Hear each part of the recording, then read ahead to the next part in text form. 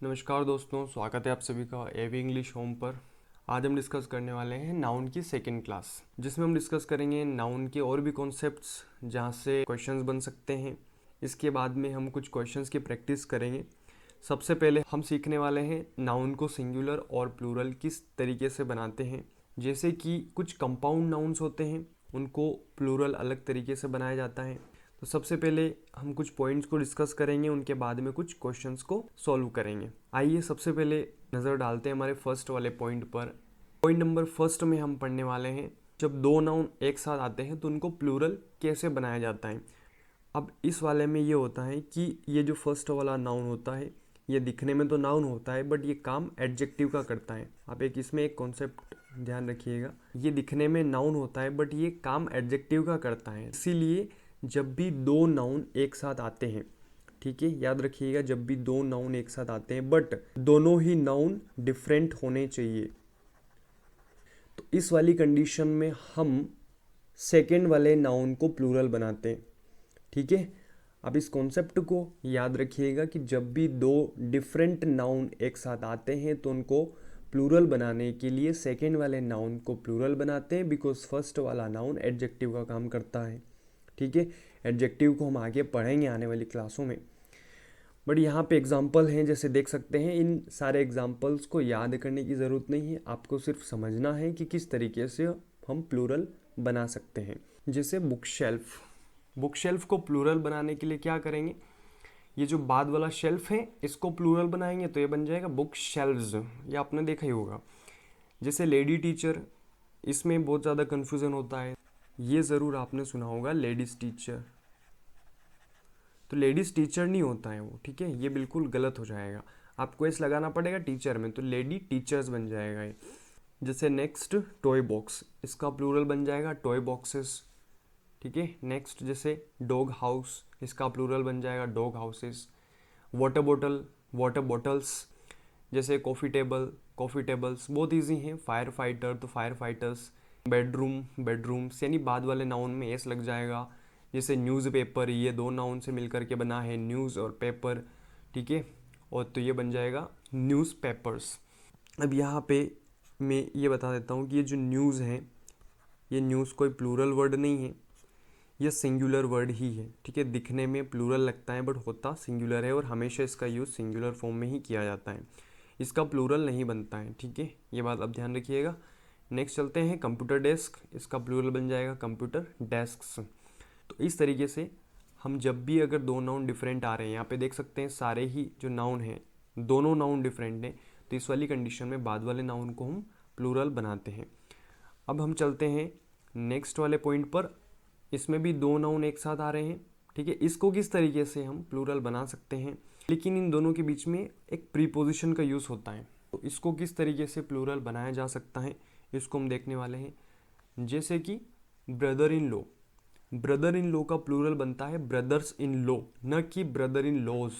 S law के last में नहीं लगेगा, बल्कि एस जो लगेगा वो फर्स्ट वाले नाउन में लगेगा। यानी कि दो नाउन अगर एक साथ आ रहे हैं और बीच में कोई प्रीपोजिशन आ रही है, जैसे कि इसमें इनमें देख सकते हैं brother in law, sister in law, mother in law, father in law, son in law या डॉटर इन लॉ। तो इस तरीके से जब भी नाउन आते हैं, नाउन के बाद प्रीपोजिशन आती है और प्रीपोजिशन के बाद अगर कोई नाउन आता है, जबकि ये जो दोनों नाउन है ये डिफरेंट है। मैं ये इसलिए बता रहा हूँ क्योंकि नेक्स्ट वाले पॉइंट में दोनों नाउन सेम होंगे, तो उस वाली कंडीशन में हम उनको प्लूरल किस तरीके से बनाएंगे, ये वाला कॉन्सेप्ट हम नेक्स्ट वाले पॉइंट में पढ़ेंगे। इसीलिए मैं थोड़ा सा इसमें बता रहा हूँ कि जब भी दोनों नाउन डिफरेंट हों, उनके बीच में अगर प्रीपोजिशन आए, प्लूरल फर्स्ट वाले नाउन को बनाएंगे। जैसे brothers in law, sisters in law, mothers in law, fathers in law, sons in law, ठीक है, न कि इनके लास्ट में हम एस लगाएं, वो गलत हो जाएगा। जैसे कि इसको देख सकते हैं कमांडर इन चीफ, तो इसका प्लूरल बन जाएगा कमांडर्स इन चीफ। ठीक है, एस चीफ में नहीं लगेगा,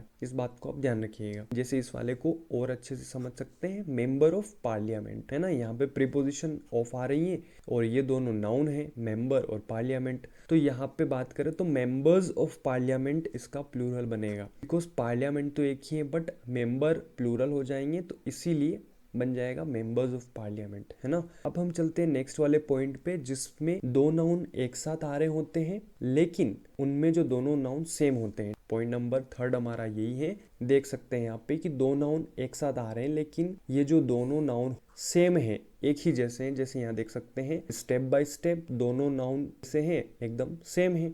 और इनके बीच में क्या आ रही है, प्रीपोजिशन आ रही है बाय।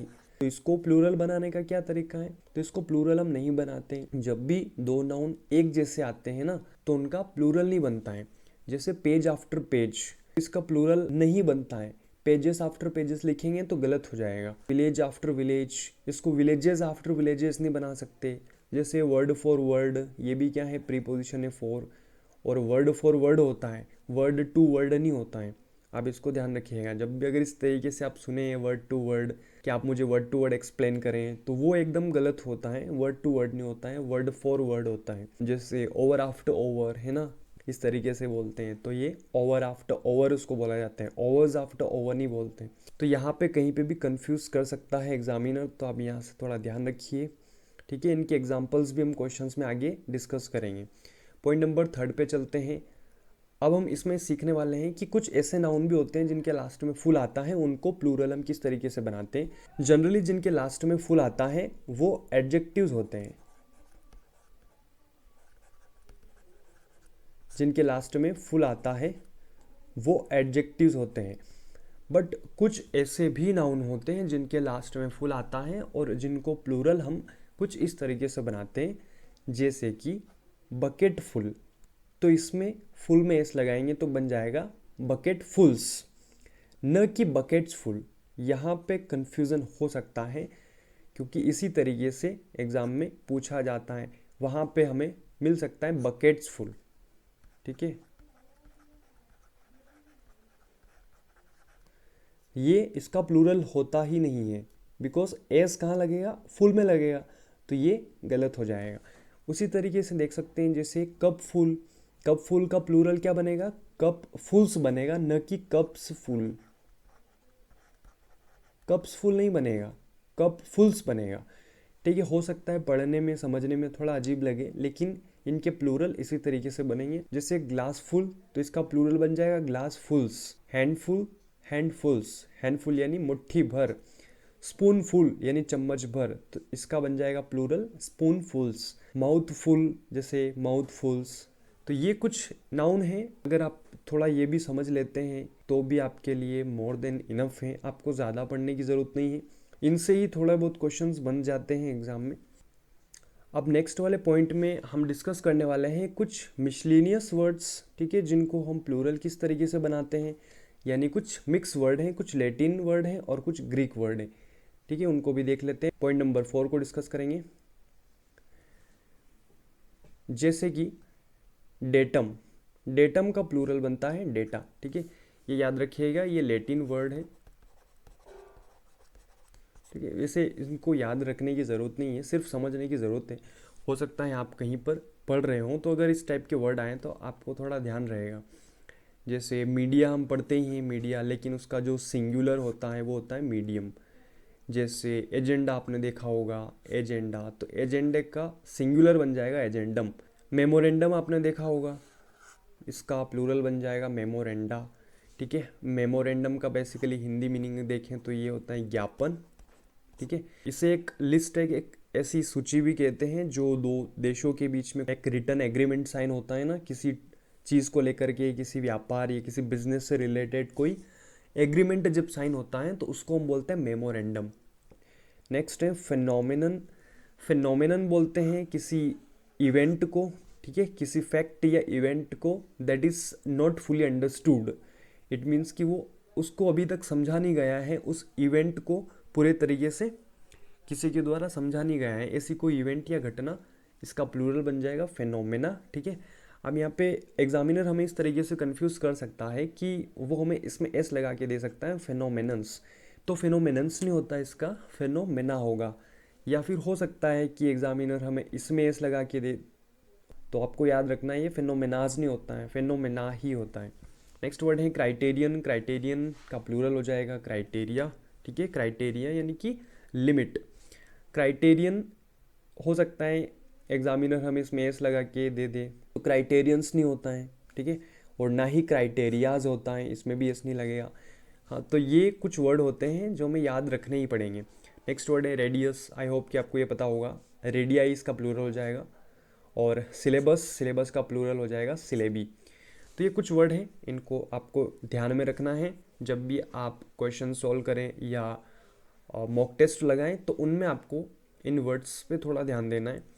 अब इसी पॉइंट में कुछ और मिसलेनियस वर्ड्स हैं जिनको जानना ज़रूरी है। ये वर्ड्स हम इसलिए सीख रहे हैं ताकि जब भी हम क्वेश्चंस लगाएं ना, तो उनमें हो सकता है इस टाइप के वर्ड आए तो हम अच्छे से समझ पाएँ, उनको कॉम्प्रिहेंड कर पाएँ। और ये सारी चीज़ें जो होती हैं न्यूज़पेपर रीडिंग में हेल्प करती हैं, साथ ही साथ फिलर्स को सॉल्व करने में हेल्प होती है इनसे। देखते हैं कुछ और वर्ड्स को। जैसे मिसलेनियस में हम कुछ ऐसे वर्ड्स को पढ़ने वाले हैं जो सिंगुलर और प्लूरल दोनों में सेम रहते हैं।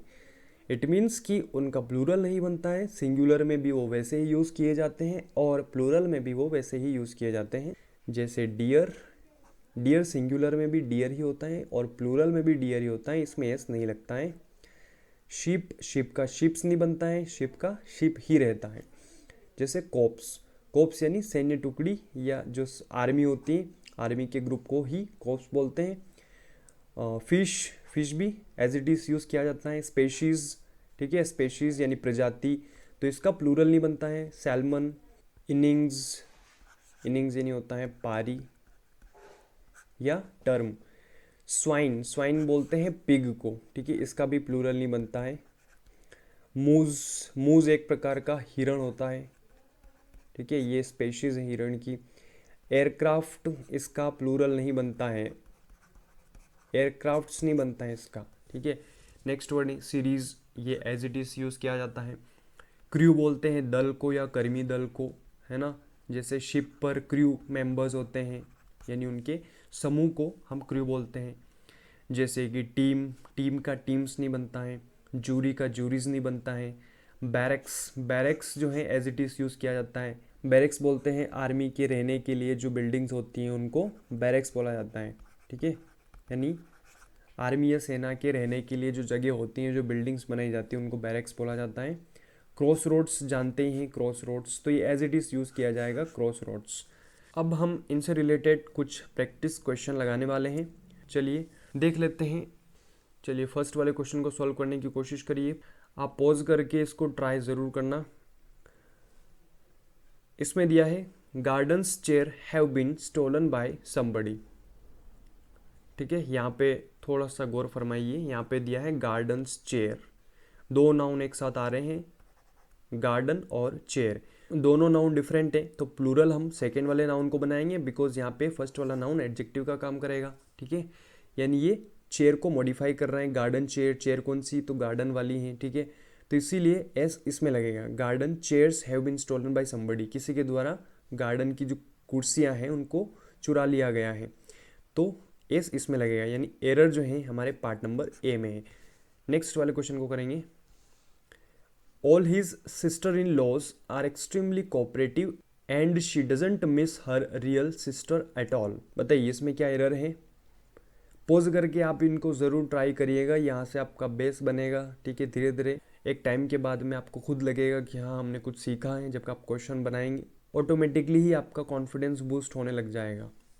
देखेंगे इसको, all his sister in laws are extremely cooperative, देख सकते हैं यहाँ पे सिस्टर इन लॉज, मैंने बताया था इन लॉ में एस नहीं लगता है, एस लगेगा सिस्टर में, क्योंकि जब दो डिफरेंट नाउन आ रहे हैं, बीच में प्रीपोजिशन आ रही है, ठीक है, तो फर्स्ट वाले नाउन में एस लगाना है। Women after women entered the election booth to cast her vote, इसमें देख सकते हैं एरर कहाँ पे है, वुमेन आफ्टर वुमेन। तो जब भी दो नाउन सेम होते हैं तो उनको हमेशा हम सिंगुलर फॉर्म में ही लिखते हैं, उनका प्लूरल नहीं बनता है। जब भी दो नाउन सेम होते हैं, बीच में प्रीपोजिशन से जुड़े हैं, तो इस वाली कंडीशन में ये हमेशा सिंगुलर फॉर्म में ही यूज़ किए जाते हैं। इट मीन्स कि यहाँ पे हमें बनाना पड़ेगा वुमेन आफ्टर वुमेन, ई को हटा करके ए लगा देंगे तो ये हमारा करेक्ट हो जाएगा। तो पार्ट नंबर ए में एरर चली जाएगी। Let's move on the next question. He was advised to take 2 spoonful of medicine twice a day. इस वाले में क्या एरर हो सकती है, फाइंड आउट करिए। He was advised to take 2 spoonfuls, इसको करना पड़ेगा स्पूनफुल्स, ठीक है। 2 चम्मच भर मेडिसिन लेना है दिन में 2 बार। पार्ट नंबर बी में error. Next question, the data he provided us has been verified by the team experts. We can easily find out error here. The data he provided us, the data ये है हमारा main subject. He provided us ये बन जाएगा हमारा clause, ठीक है, relative clause बन जाएगा। और इसकी हेल्पिंग वर्ब हो जाएगी has. The data has been verified. अब देख सकते हैं द डेटा जो है प्लूरल है, हमने भी देखा था। द डेटा अगर प्लूरल है तो according to subject verb agreement यहाँ पे हैव आना चाहिए, तो पार्ट नंबर बी में एरर चली जाएगी। बट यहाँ पे एक चीज़ और मैं बता दूँ कि ये जो डेटा वर्ड है आज की इंग्लिश में सिंगुलर में भी इसको डेटा ही लिखा जाता है। तो अगर आप इस तरीके से कभी पढ़ें कि डेटा हैज़ बीन या डेटा इज़, तो वो भी करेक्ट ही होता है। बट एग्ज़ाम के हिसाब से, ग्रामर के हिसाब से अपने इसको प्लूरल ही कंसिडर करना है, ठीक है। आई होप कि आपको ये चीज़ समझ में आई होगी। The criteria is to have a degree in any discipline from any recognised university in India. इस वाले सेंटेंस को देखेंगे ध्यान से। द क्राइटेरिया इज़, ठीक है, अभी हमने क्या पढ़ा, द क्राइटेरिया ये वर्ड प्लूरल होता है, इसका सिंगुलर होता है क्राइटेरियन, ठीक है। तो इसके अकॉर्डिंग यहाँ पे इज़ नहीं बल्कि आर आना चाहिए, तो इसलिए एरर हमारे पार्ट नंबर ए में हो जाएगी।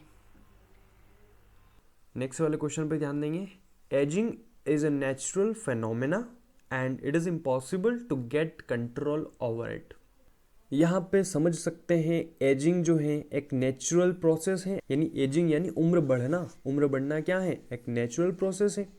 तो यहाँ पे फेनोमेना यूज़ हुआ है जो कि प्लूरल है, बट हम तो सिंगुलर की बात कर रहे हैं क्योंकि यहाँ पे इज़ लगा है, ये भी देख सकते हैं। और यहाँ पे ए लगा है, इससे भी समझ सकते हैं कि ये सिंगुलर है। अगर ये सिंगुलर है तो यहाँ पे फेनोमेनन आना चाहिए, फेनोमेनन, ठीक है। तो ये पार्ट नंबर ए में हमारी एरर हो जाएगी। एक क्वेश्चन को और करते हैं। जैसे कि इसमें दिया है, the village people witnessed some deers around their farm lands last night. The village people, इस नाउन को देखिए, यहाँ पे भी नाउन आ रहा है, ये भी नाउन आ रहा है, ठीक है। द विलेज पीपल, ठीक है, पीपल कौन से हैं, विलेज वाले। तो ये नाउन तो है बट काम एडजेक्टिव का करेगा, विशेषण का करेगा, है ना, इसको ध्यान रखिएगा। उन्होंने क्या विटनेस किया, कुछ डियर्स को। तो ये सम डियर्स नहीं होगा, सम डियर ही होगा, क्योंकि अभी हमने पढ़ा था डियर जो है वो प्लूरल नहीं बनता है, सिर्फ क्या रहता है, डियर ही रहता है। बिकॉज डियर जो है सिंगुलर और प्लूरल दोनों में एज इट इज़ यूज़ किया जाता है, ठीक है। तो हमारी पार्ट नंबर बी में एरर है। बस हम एक लास्ट क्वेश्चन पढ़ने वाले हैं, उसके बाद में हम नेक्स्ट कॉन्सेप्ट को पढ़ेंगे। Buildings after buildings were destroyed in Gaza strip by attacks led by Israel government. इस वाले क्वेश्चन में यहाँ देख सकते हैं बिल्डिंग्स आफ्टर बिल्डिंग्स वर। तो जब भी दो नाउन सेम होते हैं तो वे हमेशा सिंगुलर फॉर्म में लिखे जाते हैं, यानी जब भी दो नाउन सेम होते हैं तो वो सिंगुलर फॉर्म में होते हैं और उनके साथ में सिंगुलर हेल्पिंग वर्ब का यूज़ होता है, तो इसीलिए यहाँ पे वॉज आना चाहिए। इसलिए एरर जो है पार्ट नंबर ए में है। चलिए अब हम नेक्स्ट कॉन्सेप्ट को पढ़ने वाले हैं। अब इस कॉन्सेप्ट में कुछ ऐसे नाउन हैं जिनको प्लूरल बनाने पर उनका मीनिंग चेंज हो जाता है। आइए देखते हैं ऐसे वर्ड्स को। यानी हमने कहा कुछ ऐसे नाउन जिनका सिंगुलर में एक मीनिंग होता है बट उनको प्लूरल बनाते हैं तो उनका मीनिंग चेंज हो जाता है। यानी सिंगुलर में अगर उनका कोई मीनिंग है बट जैसे ही उनको अगर प्लूरल बनाएंगे तो उनका मीनिंग चेंज हो जाएगा। तो कुछ ऐसे ही वर्ड हम डिस्कस करने वाले हैं। चलिए देखते हैं ऐसे वर्ड्स को। जैसे फर्स्ट वाला वर्ड है हमारा अल्फ़ाबेट। अल्फ़ाबेट जनरली हम जानते हैं सेट ऑफ लेटर्स को बोलते हैं। अल्फ़ाबेट्स किसे बोलते हैं? सेट ऑफ लेटर्स, लेटर्स का एक ग्रुप, जैसे 26 लेटर्स हो गए। बट अगर हमने इसमें एस लगाया, इसको अगर प्लूरल बनाया, अल्फ़ाबेट्स किया, तो ये बन जाएगा लैंग्वेजेस, भाषाएं। अब ये सेट ऑफ लेटर्स नहीं रहा, जैसे इसका प्लूरल बनाया तो उसका मीनिंग चेंज हो जाएगा, ठीक है। जैसे कि ये वाला वर्ड देखा होगा, कस्टम। कस्टम का मीनिंग होता है ट्रेडिशन, कस्टम का मीनिंग होता है ट्रेडिशन, ठीक है, रीति रिवाज, परंपरा। बट जैसे इसमें एस लगाएंगे ना, कस्टम्स, तो अब ये परंपरा या ट्रेडिशन नहीं रहा, अब ये बन जाएगा टैक्स, ठीक है, ये इसको ड्यूटी बोलते हैं, टैक्स हो जाएगा। जैसे आयरन, आयरन हम जानते हैं, लेकिन इसमें हम जैसे एस लगाएंगे, आयरन्स करेंगे, तो ये बन जाएगा हैंड कफ्स या हथकड़ी, ठीक है। जो बेड़ियाँ होती हैं, हथकड़ियाँ, उनको बोलते हैं हैंड कफ्स। जैसे वुड, डेफिनेटली आपने ज़रूर देखा होगा, वुड का वुड्स करेंगे तो फॉरेस्ट बन जाएगा। एयर, एयर्स करेंगे, एयर्स बोलते हैं ना, एयर्स एरोगेंस को, और जिसके अंदर थोड़ा सा ईगो होता है। जैसे गुड, गुड्स, गुड्स यानी ऑब्जेक्ट्स या सामान। जैसे ये वर्ड आपने देखा होगा, गुड्स कैरियर, यानी जो गाड़ी होती है ना, जो सामान लादने की गाड़ी होती है, उसको गुड्स कैरियर बोलते हैं। क्लोथ, क्लोथ यानी होता है कपड़ा, जो मटेरियल होता है अनस्टिच्ड मटेरियल, बिना सिला हुआ कपड़ा, ठीक है, जो नॉर्मल मटेरियल होता है उसको बोलते हैं क्लॉथ। बट जैसे ही इसमें ईएस लगाएंगे तो ये बन जाएगा गारमेंट्स, ठीक है। वर्ड, वर्ड हम जानते ही हैं, बट इसका प्लूरल बनाएंगे वर्ड्स, तो इसका मीनिंग हो जाएगा एक्सप्रेशंस या फिर लैंग्वेजेस। दोनों मीनिंग इसके याद रखना है। वर्ड्स का मीनिंग होता है एक्सप्रेशंस, या जो फ्रेजेस यूज़ किए जाते हैं किसी लैंग्वेज में, उनको वर्ड्स बोला जाता है, या फिर लैंग्वेजेस भी इसका मीनिंग होता है। आइए कुछ एग्जाम्पल को समझ लेते हैं। जैसे कि he is fluent in Spanish but doesn't know the alphabets of French.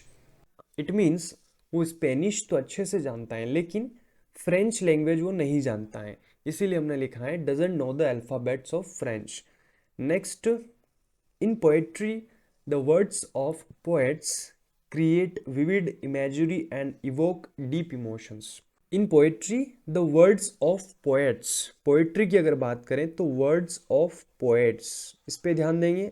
देखिए, जब भी हमें सेंटेंस समझ नहीं आता है या उसका मीनिंग समझ नहीं आता है, तो एक मैं आइडिया आपको बता रहा हूँ कि उस सेंटेंस को आप छोटे छोटे टुकड़ों में डिवाइड करके समझिए, तो आप ज़्यादा अच्छे से समझ पाएंगे। जैसे कि हमने इसको डिवाइड कर लिया, यहाँ से तो जैसे कोमा लग रहा है, तो ये तो इन पोएट्री अलग ही हो गया है। अब यहाँ इसको हमने डिवाइड कर दिया है, the words of poet. It means क्या? Words of poet create vivid imagery, vivid यानी कि जीवंत, सजीव, इमेजरी यानी कि चित्र। जब हम लेखक या किसी कवि की कविताएं हम पढ़ते हैं, तो हमारे मन में, दिमाग के सामने एक जीवंत या सजीव चित्र बन जाता है, उसको हम बोलते हैं vivid imagery. And evoke deep emotions, evoke यानी कि जगाना या पैदा करना, तो एक डीप इमोशन क्रिएट कर देती हैं जो पोएट की कविताएं होती हैं, या उसकी जो एक्सप्रेशंस होते हैं, जो उसकी क्रिएशंस होती हैं, उनके द्वारा एक विविड इमेजरी या एक डीप इमोशन क्रिएट हो जाता है। तो यहाँ पे वर्ड्स का मीनिंग उनके शब्द नहीं है, बल्कि उनकी लैंग्वेज है, जिस लैंग्वेज में वो अपनी क्रिएशन लिखते हैं, या जिस तरीके से वो फ्रेजेस का यूज़ करके अपनी उस लैंग्वेज को कुछ इस तरीके से बनाते हैं जिसको पढ़ करके हमारे माइंड में एक विविड इमेजरी बन जाए या एक डीप इमोशन क्रिएट हो जाए। आई होप कि आपको ये चीज़ समझ में आई होगी। इनसे रिलेटेड कुछ क्वेश्चंस को कर लेते हैं, जैसे कि एग्जाम में किस तरीके से क्वेश्चंस आ सकते हैं। Let's see the first question. A student of English literature must read all the works done by Shakespeare। तो इसमें क्या एरर हो सकती है, ध्यान देंगे, थोड़ा सा फोकस करके, थोड़ा सा कॉन्सेंट्रेट होकर के रीड करना है। A student of English literature must read all the works done by Shakespeare, कोई एरर नहीं है इसमें, बिल्कुल भी सही है। All works, बिकॉज वर्क्स का मीनिंग हमने क्या देखा था, याद करिए, लिटरेरी वर्क्स देखा था। लिटरेरी वर्क्स या साहित्यिक लेख। वर्क का मीनिंग तो हम जानते हैं, लेकिन जैसे ही वर्क में एस लगाएंगे तो मीनिंग उसका चेंज हो जाएगा, ठीक है ना। तो वर्क्स का मीनिंग क्या हो जाएगा, literary works. Move on the next question. I will keep my words to help you and your parents by all means. क्या मीनिंग हुआ इसका? I will keep my words to help you. यहाँ पे ध्यान देंगे, वर्ड्स का meaning हमने क्या देखा, लैंग्वेजेस।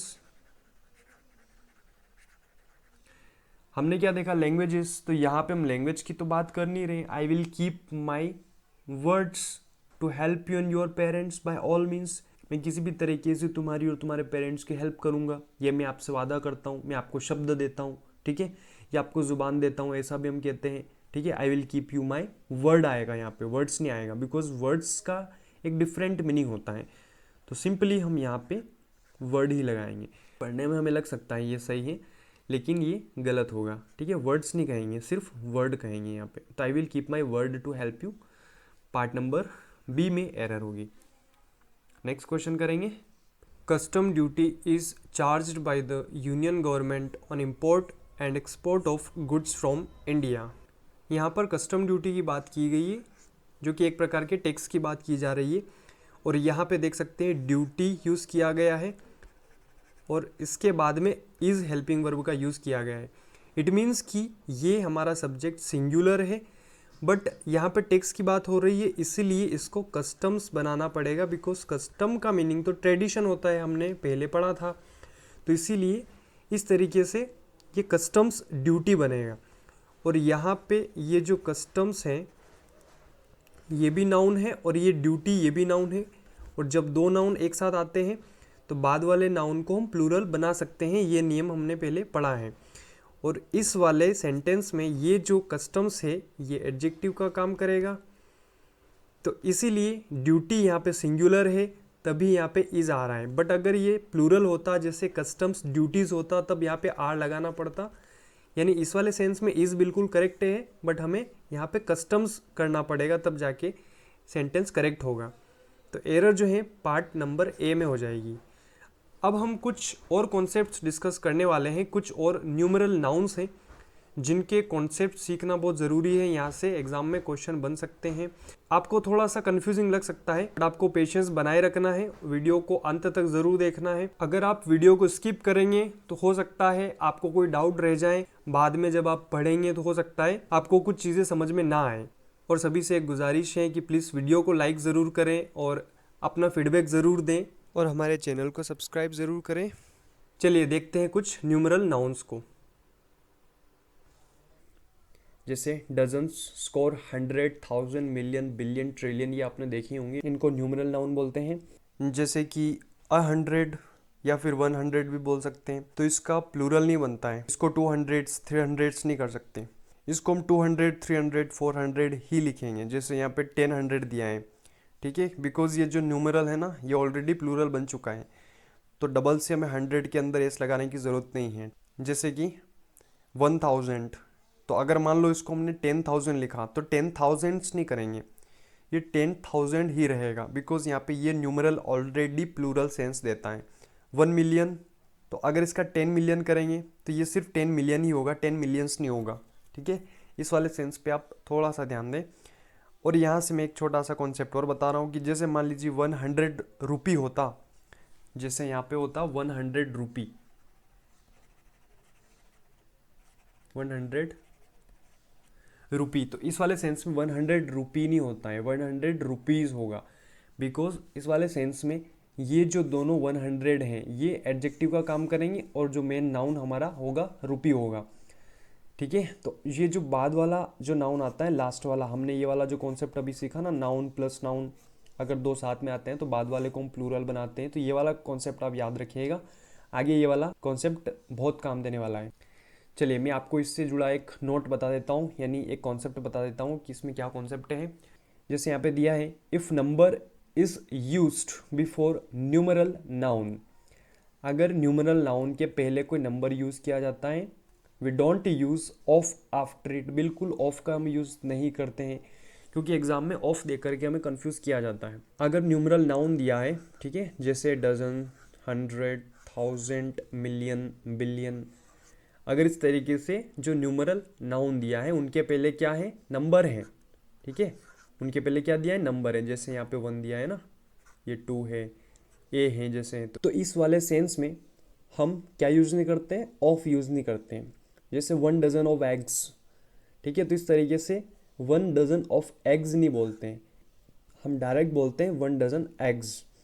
लाइक जैसे 200 ऑफ बुक्स, ऐसा हम कभी नहीं बोलेंगे। 200 ऑफ बुक्स नहीं बोलेंगे, 200 बुक्स बोलेंगे।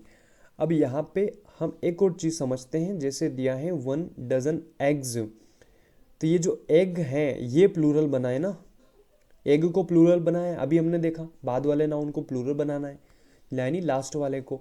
अब इनके आगे जो भी वर्ड आ रहे हैं ये सारे एडजेक्टिव का काम करेंगे, है ना। जैसे इस वाले में भी देख सकते हैं, बुक को हमने प्लूरल बनाया है, बुक्स किया है, ठीक है। बाकी दोनों जो 200 आ रहे हैं ये हमारे एडजेक्टिव का काम कर रहे हैं, ठीक है। तो इस तरीके से आपको ध्यान रखना है कि लास्ट वाले वर्ड को ही प्लूरल बनाना है। जैसे यहाँ पे 2000 ऑफ रुपीज़ नहीं होगा, ठीक है, इसमें ऑफ का यूज़ नहीं करेंगे, तो ये क्या हो जाएगा 2000 रुपीज़ हो जाएगा, रुपी में हम एस लगा देंगे। 100 ऑफ रुपीज़ नहीं होता है, 100 रुपीज़ होता है। आई होप कि आपको ये चीज़ क्लियर हुई होगी। अब इसमें एक और नोट है, जस्ट इसका अपोजिट है, इसको भी समझ लेते हैं। If number is not used before numeral noun, क्या बोला हमने, न्यूमरल नाउन के पहले अगर नंबर यूज़ नहीं किया जाता है, जैसे अभी हमने न्यूमरल नाउन के पहले नंबर देखा था, बट अगर मान लो नंबर नहीं दिया है तो इस वाले सेंस में हमें ऑफ लगाना है, ठीक है। बहुत इजी है ये वाला कॉन्सेप्ट, यहाँ पे देख सकते हैं जैसे थाउजेंड्स ऑफ एनिमल्स, तो इस वाले सेंस में हमें दोनों ही नाउन को प्लूरल बनाना होगा, यानी बाद वाला तो प्लूरल बनेगा ही बनेगा, फर्स्ट वाले को भी प्लूरल बनाना होगा, ठीक है। 1000 ऑफ एनिमल्स नहीं बोलेंगे, थाउजेंड्स ऑफ एनिमल्स बोलेंगे, इस बात को भी आप ध्यान रखिएगा।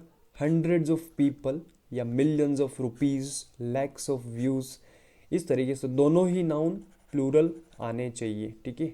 दोनों ही नाउन जो है वो प्लूरल होने चाहिए। अब यहाँ से कुछ कॉन्सेप्चुअल क्वेश्चन बन सकते हैं, इनको समझ लेते हैं। Let's discuss the question number first. तो हमारा जो प्रैक्टिस टेस्ट है इस पे आ जाते हैं, ठीक है। पढ़िए फर्स्ट वाले क्वेश्चन को, आप पॉज करके ट्राई करिएगा इसको। According to some estimates there are more than 8 millions species of animals and insects. Find out करिए एरर, पॉज करके बिल्कुल आप ट्राई कर सकते हैं, ठीक है। मैं इसको बताता हूँ। अकॉर्डिंग टू सम एस्टिमेट्स, इसमें कोई एरर नहीं है। एस्टिमेट्स यानी होता है अनुमान, ठीक है। अनुमान के हिसाब से लगभग कितनी 8 मिलियन स्पेशीज़ हैं एनिमल्स और इंसेक्ट्स की, ठीक है। बेसिक मीनिंग तो समझ में आ गया। अभी हमें एरर फाइंड आउट करना है। यहाँ पे देख सकते हैं स्पेशीज़, स्पेशीज़ सिंगुलर और प्लूरल में सेम रहता है, ठीक है। तो यहाँ पे बात कर रहे हैं 8 मिलियंस, मिलियंस नहीं होगा, सिर्फ होगा 8 मिलियन स्पेशीज़, ठीक है। बाद वाले को प्लूरल बनाते हैं, बट ये जो है सिंगुलर और प्लूरल में सेम रहता है। तो ये यहाँ पे 8 मिलियन जो है हमारा एडजेक्टिव का काम करेगा। तो हमारी जो एरर है वो पार्ट नंबर बी में है, ठीक है। यहाँ पे मिलियंस नहीं होगा, सिर्फ मिलियन होगा, 8 मिलियन स्पेशीज। चलिए next question. Could you give me 7000 of rupees. वैसे हमें पढ़कर ही समझ में आ जाएगा कि कहाँ पे एरर है। तो यहाँ पे दिख रहा है could you give me 7000 rupees होगा। हमने क्या देखा था 7000 रुपीज़, बिकॉज आगे के जो दोनों वर्ड हैं एडजेक्टिव का काम करेंगे और बाद वाला क्या बन जाएगा, प्लूरल बन जाएगा, बट यहाँ पे तो ऑफ लगा है। तो एरर जो है पार्ट नंबर बी में हो जाएगी। बहुत इजी है, अगर नहीं समझ में आया हो तो आप इसको एक बार दोबारा देख सकते हैं, ठीक है। हम नेक्स्ट वाले क्वेश्चन पे चल रहे हैं। He has got 200 rupees note while walking on the footpath. बहुत ही अच्छा क्वेश्चन है, यहाँ से एक कॉन्सेप्ट हम सीखने वाले हैं, ठीक है। सबसे पहले हम देखेंगे ही हैज़ गोट 200 रुपी नोट। हम कहना चाहते हैं उसे 200 रुपये का नोट मिला है जब वो फुटपाथ पर जा रहा था, यानी कि उसे 200 रुपये का नोट मिला है। तो जो नोट है वो एक ही नोट होगा, एक ही नोट होगा, यानी 200 रुपये का एक ही नोट तो मिला है उसे। तो अगर 200 रुपये का अगर नोट एक ही है तो ये प्लूरल थोड़ी ना हो गया, सिंगुलर ही होगा ना। यहाँ पे ही हैज़ गोट 200 रुपी नोट, तो इस वाले सेंस में यहाँ पे इसको सिंगुलर ही रखना पड़ेगा, 200 रुपी नोट, ठीक है। अगर मान लीजिए यहाँ पे जैसे 2 नोट मिलते हमें, ठीक है, 2 जो है वो 200 रुपये के नोट मिलते, तो उस वाले सेंस में हम नोट में एस लगाते हैं, ठीक है। लेकिन यहाँ पे हमें सिंपली क्या लिखा है 200 रुपी नोट, यानी कि 200 रुपये का नोट। तो यहाँ पे ये जो नोट है ये सिंगुलर ही रहेगा, क्योंकि हमारे पास 200 रुपये का एक ही नोट है ना। तो इस वाले सेंस में इसको प्लूरल नहीं बनाएंगे। ठीक है, हम नेक्स्ट वाले क्वेश्चन से समझेंगे इस वाले कॉन्सेप्ट को। चलिए, इसमें दिया है he has got 5 200 rupees note. यहाँ पे दिया है, कॉन्सेप्ट को ध्यान से समझिएगा, यहाँ पे दिया है 5, क्या दिया है 5 200 रुपीज़ नोट, यानी कि 200 रुपये के कितने नोट है उसके पास, 5 भैया। अगर उसके पास 5 नोट हैं 200 200 रुपये के, तो अब तो ये तो प्लूरल हो गया ना, नोट नोट तो प्लूरल हो जाएगा। तो यहाँ पे नोट नहीं रहेगा, ये बन जाएगा नोट्स, यानी उसके पास में 5 नोट हो गए, वो भी 200 रुपये के। ठीक है, तो इसीलिए ये जो 200 रुपी जो है ना, ये एडजेक्टिव का काम कर रहे हैं, ये तीनों ही वर्ड एडजेक्टिव का काम कर रहे हैं, और हमारा मेन जो नाउन है वो है नोट, तो हम एस इसमें लगाएंगे। ठीक है, ये आपको समझना पड़ेगा, सीखना पड़ेगा। या फिर आप ऐसे भी समझ सकते हैं कि जो हाइफनेटेड नाउन होते हैं, यानी इसको हम क्या बोलते हैं, हाइफन बोलते हैं, यानी बीच में जो जो सिंबल लगा है ना, इसको हाइफन बोलते हैं। तो जब भी हाइफनेटेड नाउन आते हैं ना, तो उनको प्लूरल नहीं बनाया जाता है, वो सिंगुलर ही रहते हैं। लेकिन हो सकता है कभी कभी उनके बीच में हाइफन नहीं दिया हो, तो आपको ये समझना ही पड़ेगा, आपको सीखना पड़ेगा, तो ये आपको धीरे धीरे क्लियर हो जाएगा। ठीक है, अब हम नेक्स्ट क्वेश्चन पे मूव कर रहे हैं। जैसे ये वाला हम पढ़ेंगे, the government has launched a 5-year plan to fulfil the general and specific goals as planned by the government. यहाँ पे हम देख सकते हैं हमारी जो एरर है वो इस वाले पार्ट में है, यानी अ 5-year, देखो हाइफनेटेड नाउन आ रहा है ना, ये प्लूरल नहीं बनेगा, अभी हमने सीखा है। तो हाइफनेटेड नाउन प्लूरल नहीं बनता है, तो ये सिर्फ हम क्या लिखेंगे, 5-year प्लान लिखेंगे। और यहाँ पे देख सकते हैं ए लगा हुआ है, तो ए किसके लिए लगा है, प्लान के लिए लगा है, यानी एक ही तो प्लान है, लेकिन प्लान कितने साल का है, 5 साल का है, यानी 5 साल की योजना है, तो अब 5-year प्लान होगा। ठीक है, तो ये पार्ट बी में एरर हो जाएगी हमारी। तो हम क्वेश्चन से ही कुछ और भी कॉन्सेप्ट्स को हम सीख रहे हैं। नेक्स्ट क्वेश्चन को करेंगे हम। जैसे मान लीजिए ऐसा दिया है कि the second 5-year plan revolved around the idea of developing the public sector and rapid industrialization in India। अब यहाँ पे दिया है सेकेंड 5-year प्लान। ठीक है, तो यहाँ पे सेकेंड दिया है, सेकेंड का मतलब कोई दो नहीं हो गया है। ठीक है, 2 5 साल की योजनाएं नहीं है, अगर ऐसा होता तो यहाँ पे एस लगा होता ना, 2 5-year प्लान्स, ऐसा तो नहीं है, यानी सेकेंड की बात कर रहे हैं, जैसे फर्स्ट है या सेकेंड है, तो सेकेंड तो एक ही है ना, हम इसकी बात कर रहे हैं ना पर्टिकुलर, तो ये तो एक ही है, ये तो सिंगुलर ही है, लेकिन हम सिर्फ टर्म की बात कर रहे हैं कि ये जो सेकेंड 5-year टर्म है या सेकेंड 5-year प्लान है, revolve around the idea of developing the public sector, यानी पब्लिक सेक्टर को डेवलप करने के लिए ये योजना बनाई गई थी, और एक रैपिड इंडस्ट्रियलाइजेशन यानी औद्योगिकरण के लिए। ठीक है, तेज़ी से औद्योगिकरण हो भारत में, इसके लिए ये 5 साल की योजनाएं शुरू की गई थी। तो ये जो है सेकेंड टर्म था इनका। ठीक है, तो इसीलिए ये क्या है, हमारा सिंगुलर नाउन है। और वैसे भी यहाँ पे देख सकते हैं सेकेंड फॉर्म आ रही है वर्ब की, तो इससे कोई ज़्यादा असर नहीं पड़ेगा हमारे सेंटेंस पे, तो इस वाले सेंटेंस में कोई भी एरर नहीं है, तो इसमें नो एरर चली जाएगी।